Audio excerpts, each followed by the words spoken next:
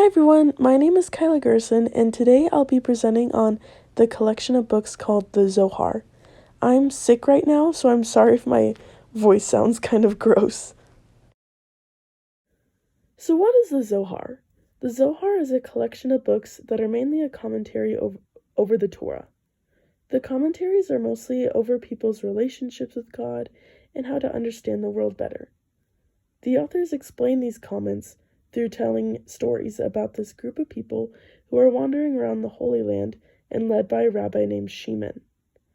Throughout these stories, these people face many obstacles which make them question nature, God, and themselves through the use of sephirots.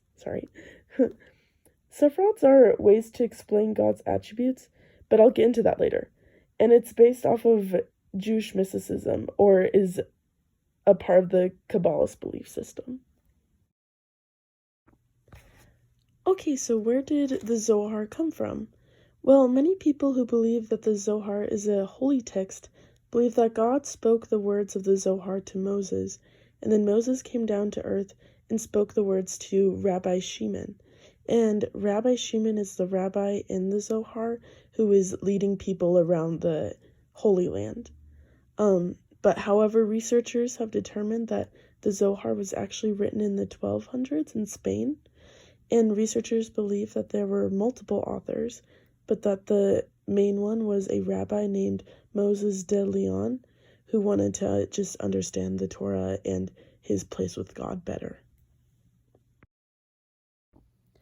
So just to elaborate a little bit more on where the Zohar came from, so again, it was written in 1200 CE in Spain, and it was for sure published by Rabbi Moses, but some believe that he actually asked Rabbi Shimon to write the commentary of the Torah. So Rabbi Shimon apparently hid in a small cave with his son in order to review the Torah safely.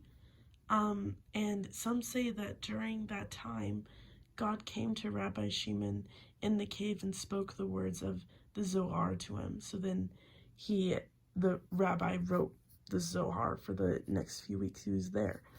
But most researchers have come to a consensus that Rabbi Moses just wrote it. Okay, the spread of the Zohar was pretty slow at first. Mostly only Kabbalists used it because of the book's mystical attributes. But by the 1400s, the Zohar was very well established throughout Spain. And it wasn't just mystical Jews or Kabbalists reading it, it was most Jews accepted it as a holy text by then. And Kabbalists today consider the Zohar to be one of their holiest texts and believe that it is the direct word from God. And even some Christian scholars even acknowledged the book's importance and influence back then. Okay, back to the Sephirots. So like I've said before, the Zohar uses a lot of mysticism in order to understand God and nature better.